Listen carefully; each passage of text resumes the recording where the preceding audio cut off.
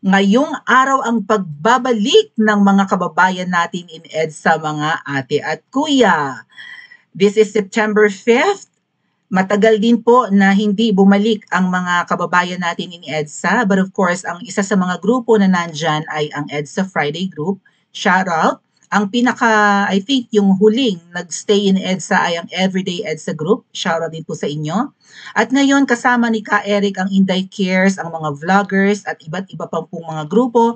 May nakita rin po akong kababayan nating Muslim. So salamat po. Finally na-realize ng ating mga kababayan na ang tamang lugar sa laban na ito ay EDSA. Again, historical po ang EDSA. Kinatatakutan to ng pamilya ng prutas na maraming galamay, na tawagin nating double agents. Traumatized sila po sa EDSA People Power. Dahil yung unang People Power ay nakapagpasipa hindi lang ng kanilang tatay, kundi ng buong angkan sa palasyo ng mga ahas. Okay? And yung pangalawang EDSA, of course, natanggal sa posisyon, hindi natanggal, but nag-resign po si Erap Estrada. Katulad ng mga binabanggit ko noong araw, hindi po si Erap ang kauna-unahang na-impeach sa history ng Pilipinas when it comes to impeachment na usapin. But it was the former Chief Justice Renato Corona. Siya po ang kauna-unahang opisyales na na-impeach sa history ng Pilipinas. Kasi si Erap po ay hindi naman na-impeach kundi nag-resign, kusang bumaba sa pwesto dahil na rin siguro sa pressure at kahihiyan na dala ng mga wetting thingy. Actually, wetting lang yun mga kababayan, pero nasipa si Erap. Kumusta naman ang nakawan ngayon? Kumusta naman ang pandarambong, ang pambebenta ng ginto ng Pilipinas? Trilyong budget, mukhang nananakaw, wala talaga. Ghost projects nga yung iba pa. Again, DPWH pa lang ang naiiskandalo, napakarami pang departamento sa Pilipinas na for sure may mga nakawan, may korupsyon.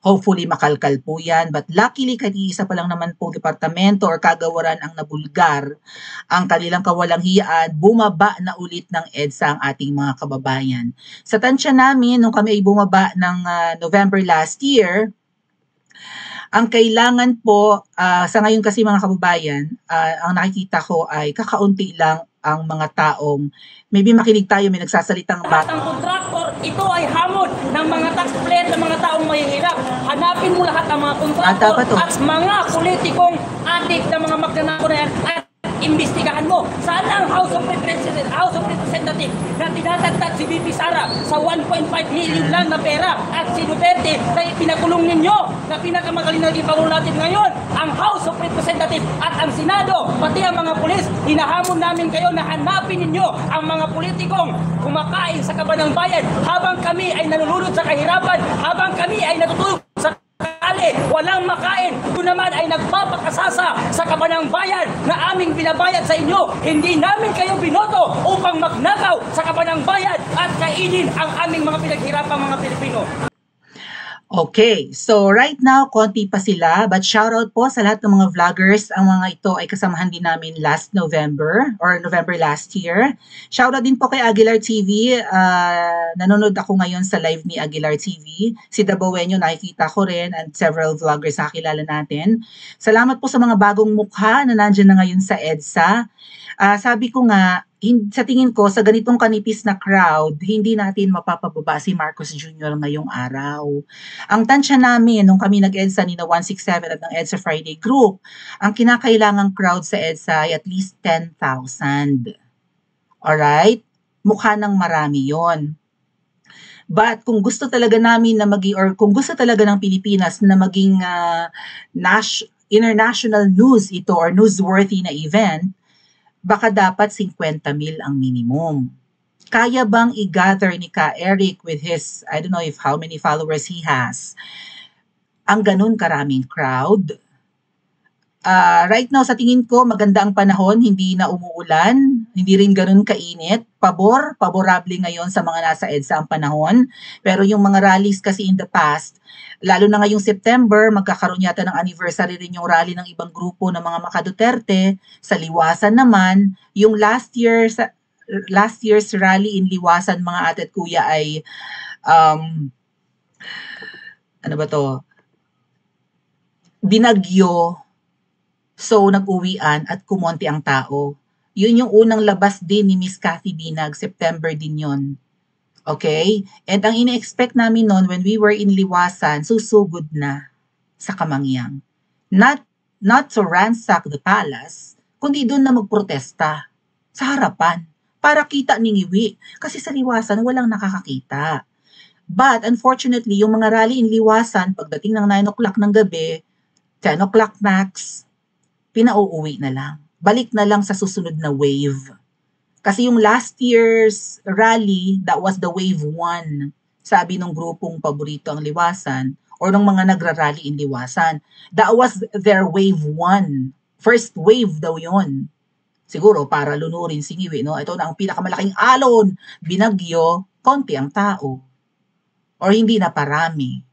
So nasayang ang pera, ang oras, ang energy ng mga tao. Yung mga pumunta last year in Liwasan, may mga dala-dala na pong mga bags, may mga pack na pong mga pagkain, may baon ng tubig. Kasi ang ine-expect ng mga tao after Liwasan, susugod. Kahit dun lang sa labas ng Malacanang, hindi natin pwedeng pasukin ang Malacanang. Kasi protektado yan. It's a fortress. Protektado yan ng PSG and all that. Puprotektahan ang leader ng bansa ng men in uniform. Pero at least doon tayo sa labas, nakikita tayo. Pero again, pinauwi.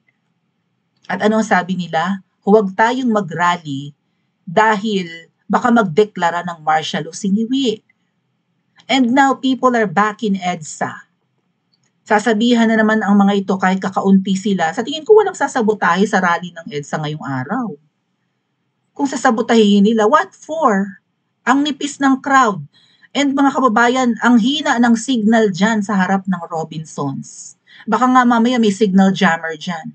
Ang makakaalam lang na merong nagbi-build up na tao in EDSA ay ang mga netizens. Hindi ito ibabalita ng mainstream. Kasi kakampi ng Ngiwi administration ng mainstream media. Nung bumaba nga kami in EDSA last year, ano sabi nila? 300 lang daw kami. Hindi nila masyadong binalita. Dina-downplay nga nila eh. Na yung mga supporters ni Sara Duterte nandyan sa EDSA ngayon. Pero 300 lang sila. Yan ang sabi ng mainstream last year. Nung November. Kahit kitang-kita sa mga footages ng mga vloggers na libo-libo ang nandun. But despite that, hindi namin nagawa. Kasi yung ultimate goal nga nun ay pababain si Ngiwi. Dahil nga yung dalawang naunang people power, napababa yung mga abusadong leader. Hindi namin, although successful yung event, lumikha naman talaga ng pangamba. And nung balak nilang iharas si VP Sara noon sa House of Representatives, pinatayan ng ilaw, naalala nyo, nag-live nga si VP Sara noon. Tapos si Attorney Zulaika Lopez, di ba yun yung sinundan ng EDSA rally eh. Nag-hysterical na ospital na, ginigipit na. Okay? Doon sa Camp Aguinaldo, was it in Camp Aguinaldo, nag-rally doon yung ibang mga vloggers dahil nandun nga naka-confine si Attorney Zulaika. Mukhang balak gurgurin si Attorney Zulaika noon eh. Kaya nagpapanik. Pinatayan ng ilaw tapos pinilit pasukin yung selda o yung pinagkukulungan kay Attorney Zulaika Lopez. Kaya pumunta si VP Sara sa lower house para samahan si Attorney Zulaika Lopez. Kaya siya nakapag-live doon, tama? Yun. Yun yung trigger point. Yun yung nag-trigger. Kaya bumaba. Ginigipit si VP Sara at ang kanyang kanang kamay. Kaya bumaba ang tao in EDSA. At dahil dumami kami in EDSA, at least ang na-achieve natin doon, nalaman ng tao na yan ang tamang lokasyon, plus natigil yung panghaharas kina VP Sara at ng kanyang kanang kamay. Yun. But of course, we were hoping last year na bumaba si Ngiwi. Pero hindi. Hindi natin napababa. Kumonti ang mga tao. Dinisperse kami ng mga pulis, pinagtutulak kami. May gustong lumaban sa mga pulis. May mga nagsabi sa amin, agawin ang baril, batuta, whatever, at lumaban sa mga pulis. Walang ganun mga tatkuya, hindi pwede. EDSA shrine, simbahan yun. Okay? Kahit nga Catholic Church yun, nandun ang mga Muslim, tapos magkakagulo, dadanak ng dugo. Hindi, peace rally nga eh. Prayer rally nga yung event namin last year. So, dinisperse kami ng mga pulis.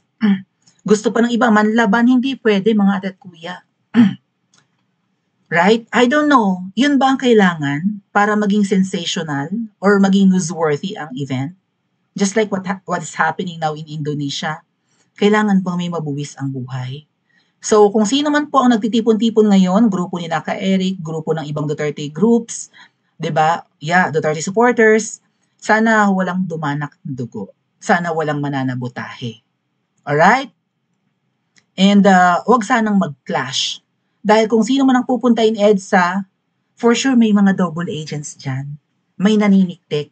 Again, ang mga double agents, hindi lang mga vloggers ha. Hindi lang itong mga Iminatics. Hindi lang itong mga makamangga.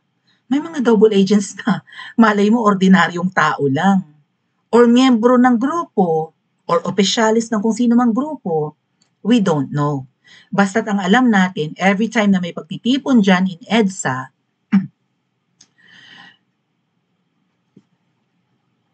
patitiktikan yan. Lalo na nung prutas. Hindi sila papayag na dumami ang tao dyan. Sabi nga namin nung nag-rally yung INC nitong January, di ba? January 13. Sabi nga namin kahit 10% lang nung 2 milyon na nasa Luneta ang pumunta in EDSA eh. For sure successful. Unfortunately, sino kayang religious group ang sasama ngayon kina Ka Eric? Sasama kaya ang mga Catholics? Ay simbahan ng Katoliko yun nandyan, pero ang pari dyan, si Damaso pink. Plus yung media, hindi natin kakampi. Plus ang nipis ng tao ngayon. Well, mamayang 6:00 pa yata, no? Baka break muna after nitong tuloy-tuloy. Kasi ang mga vloggers, ika-cover naman nila yan hanggat may nagsasalita no? Pero bravo po and salamat sa nasa EDSA ngayon. So, ang sabi nga ng iba, sana isang hura na lang ito, isang buga na lang, sana mamaga ang tao, dumami, ang mga tao, para hindi na every Friday. Kasi kung katulad nung ginawa namin na pabalik-balik na lang dyan every Friday, sa susunod na balik ni Naka Eric dyan, next week, nakaharang na dyan ang bata-batalyong pulis. Well, at least sila ngayon ay nasa harapan ng Robinson's Galleria, which mahina ang signal, choppy pa nga, pixelized pa.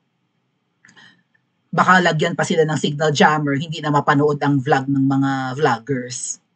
Palagay ko, kaya sila nasa harapan ng mall ngayon at wala doon sa EDSA Shrine or sa simbahan na may Mama Mary sa gitna or taas, may mga nakaantabay na doong pulis.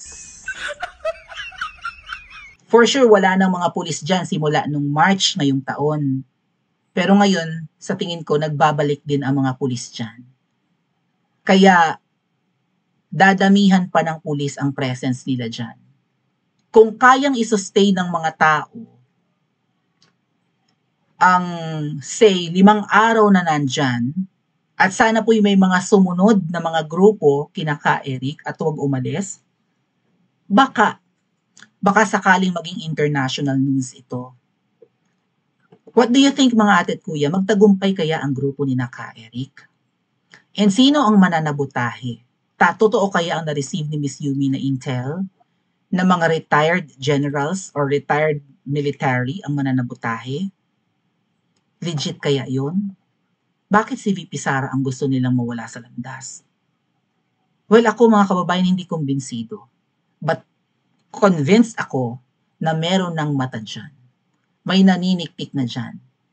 May double agents na dyan sa EDSA ngayon. Or kung hindi man ngayon, pagbalik siguro ni Ka Eric, may maniniktik na ulit. Just like nung nangyari sa amin, nung naging regular yung pagbalik-balik namin ng EDSA every Friday, nandun na ang mga photographers, ang tawag sa kanila, para silang mga paparazzi, mga kuya, ang lalaki ng lente ng kanilang, lens, right? Lente. Ang lalaki ng lens ng kanilang mga camera. From afar, nakukunan nila kami ng high-resolution photos and videos para i-report sa nag-utos. Plus, may mga naka-civilian dyan na men in uniform, either NBI or police or whoever, baka AFP pa nga, I don't know, we don't know. Basta may mga naka-civilian dyan, hindi naka-uniforme, na nagkukunwari na attendees or rallyista rin, pero naniniktik at sikretong kumukuha ng footages. Hindi po madali ang laban na ito. Kayanin na Ka Eric. Pa-comment po sa comment section at mag-like and subscribe din po kayo.